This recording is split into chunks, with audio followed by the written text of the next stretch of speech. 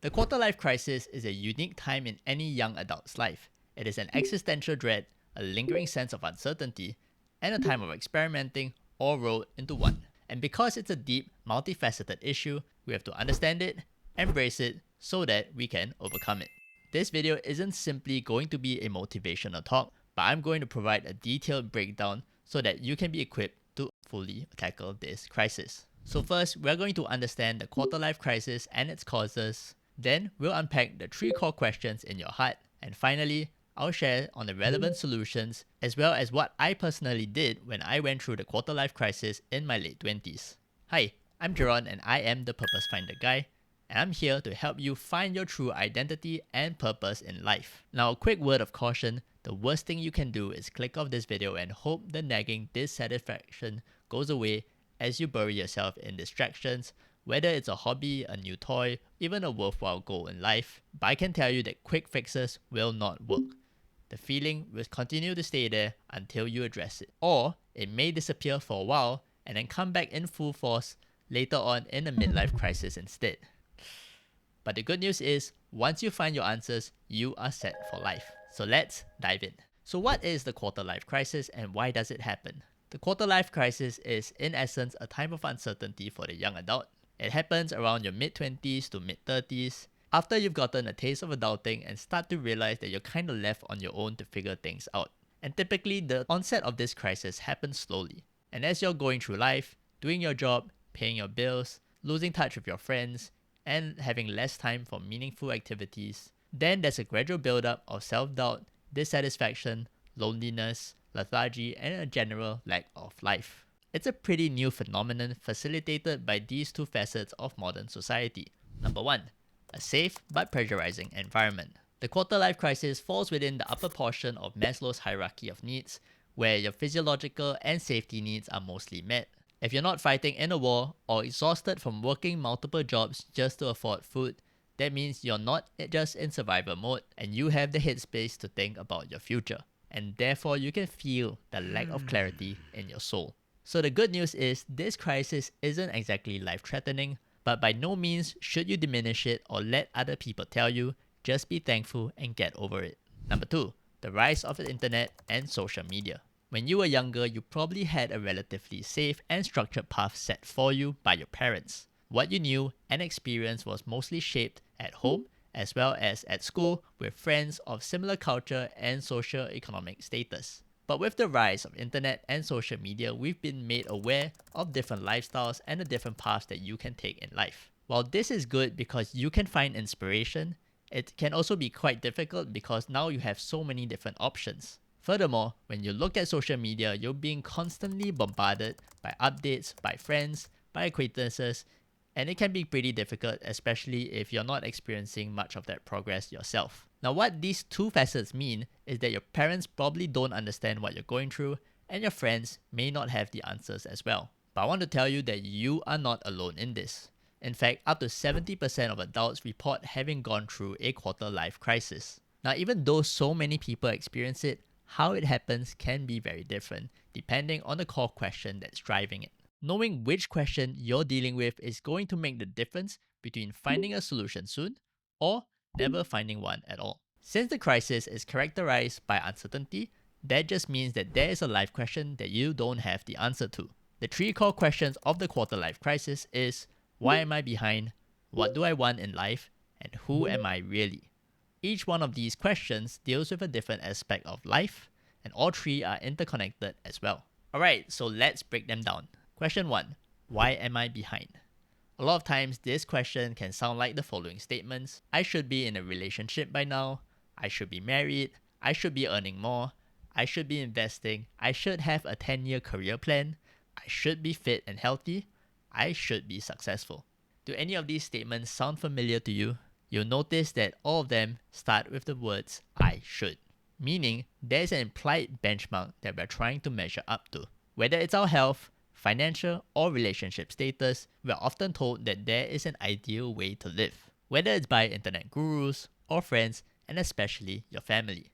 But here's the thing, who set these benchmarks? Sure, a lot of these things are good and naturally any adult will think about them, But if you're going to live your life according to somebody else's expectations, then there'll always be something where you fall short in and you'll never be satisfied. Now, even if you met those benchmarks, you may still not feel satisfied, especially if you know that you're only doing it so that you can measure up. So how do you get out of this? Well, first, you need to challenge the assumptions. What is your definition of success? What is your desire for your health, your finances, your relationships? And then ask yourself, are these my own goals or are they someone else's? If it's the latter, it's time for a mindset shift, which then leads me to my next question. What do I want in life? So this is a pretty open-ended question. Usually it's a concern for your future, but which have practical implications for what you do right now to set up that future. This question arises when you are approaching a crossroads or a potential transition in life, and you're forced to get an answer before you can commit to a long-term decision. But let's break it down further to make it clearer. Is it about something specific, like a job or a relationship, whether you should stay in it or whether you should go on to something else? Whether it's some life goals that you set when you were younger, maybe you didn't achieve them by a certain age and now you're thinking whether those were really that important to you and whether you should change them. Or even set some goals to begin with. Or are we talking about an emotional state, whether it's joy, peace, security, comfort, satisfaction? Chances are what you're actually looking for is the emotional state and what you can do to achieve it. Say for example, you're feeling constantly tired and feeling stagnant at work. So you're thinking to yourself, maybe I just need to change my job and then I'll feel better about it. But the reason you're feeling uncertain is because the answer isn't that straightforward. Now, if it was, you probably would have made a decision by now. The main challenge here, and it's a good thing, is that you're finally realizing that the job, the hobby, the relationship, it is merely a means to an end. The end goal being the emotional state. So what you have to do is ask yourself, what is the end goal you are looking for? And then from there, you can work backwards, forward, wait. From there, you can work backwards and explore the different means to reach that end. But perhaps you figured out the emotional state you want to be in, but you can't find the connection between what you have to choose right now. And that gap, that link, that connection is actually your purpose in life, because as you act in alignment with your purpose, then you'll find joy, meaning, and satisfaction. That also means if you haven't figured out your purpose yet, it's really important that you do so right now before you commit to a long-term decision. Now, if you're looking for a systematic way to find your purpose, I've developed the Find Your Purpose course that incorporates simple exercises to help you connect the dots to chart your future. Not only will you discover a lot about yourself, but you will craft your personal purpose statements and you will develop plans on how to live out your purpose practically. So find your purpose today, the link is in the description below. Alright, let's move on to question 3, who am I really? While the first question dealt with comparisons and societal expectations, and the second question deals with practical concerns about your future, the third question reveals the crux of the quarter-life crisis, your identity. Growing up, we were told a lot of things. How we should live, how we should behave, what we should do, but we were never really told who we are. You'll notice that when you meet someone new, the first question you ask is, what's your name? And honestly, sometimes I forget it, like within a minute. But what comes after that? What do you do for work? Now this is very telling because it shows that we've learned to equate our identity with our jobs. Now we spend about half our waking hours at work, and beyond that we get rewarded with career achievements and a salary. Therefore, it becomes very easy to wrap our sense of self-worth according to how our employer values us. And while yes, you can tell a lot about a person based on what they choose to do for a living, but we are so much more than that. Think back to when you were a child or a teenager. Your friends didn't know you by what subjects you took or what you were good at. They knew you by your personality, by your expressions, by your quirks, by your interests. Unfortunately, depending on the environment that you work in, many of these personality traits and expressions may be suppressed. And as a young adult, you initially coped with it because of the excitement of being independent and paying your bills. But as you grew older, the continuous suppression, together with the 2 core questions I mentioned earlier, have now led you into the quarter-life crisis. So what is your identity?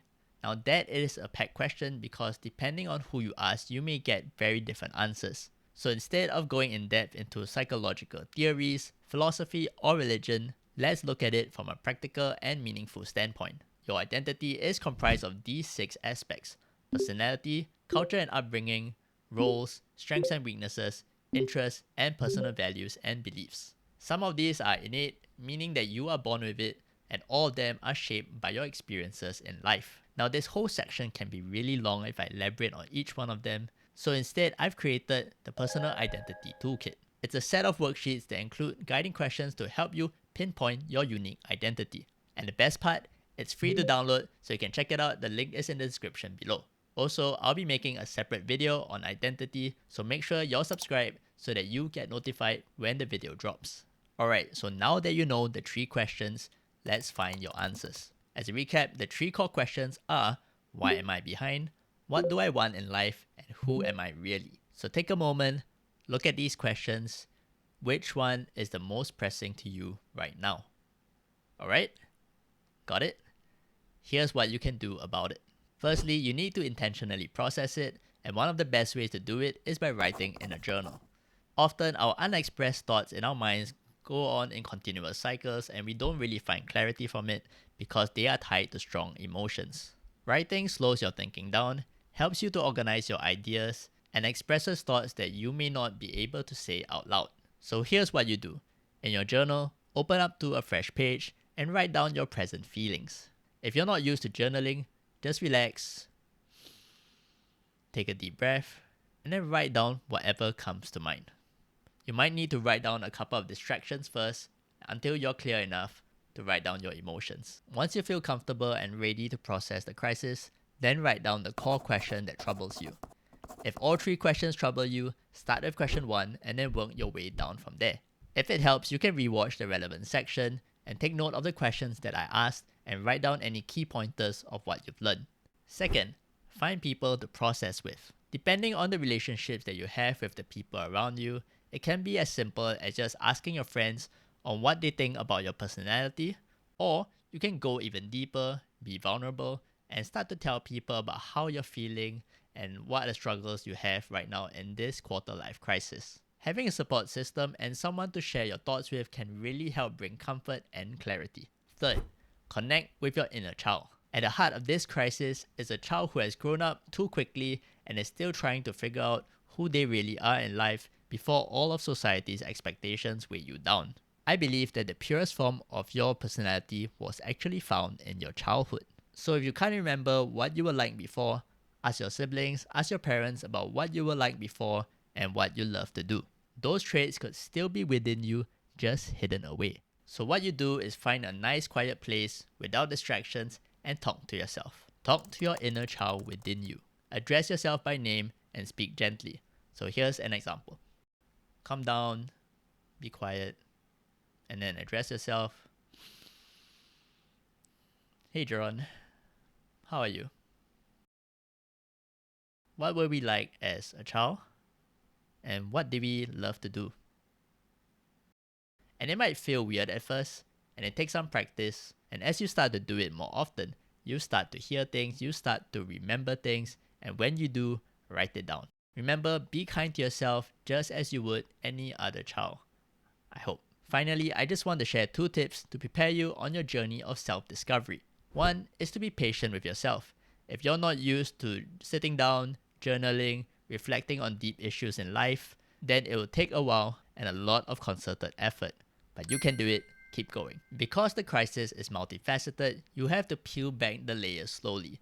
Each layer comes with strong memories, whether happy or sad, and if you go too quickly, you might find your nervous system and your mind fighting against you. You may start feeling uncomfortable, or you get easily distracted, and if you do so, don't worry, just take it one step at a time. The most important thing is to be comfortable, to be honest, to be open, and to be safe. The second tip, it's good to hear from people who have gone through the crisis themselves. Now, because everyone goes through the crisis differently, it's good to hear from people, learn from them, but don't bank on their advice. And on that note, if you're interested to see how my own quarter-life crisis unfolded and the walk that brought me the 2 beliefs that ended my quarter-life crisis, you can check out this video over here. Otherwise, don't forget to check out the link in the description below to download your free personal identity toolkit. And that's all for now. I'll see you in the next video.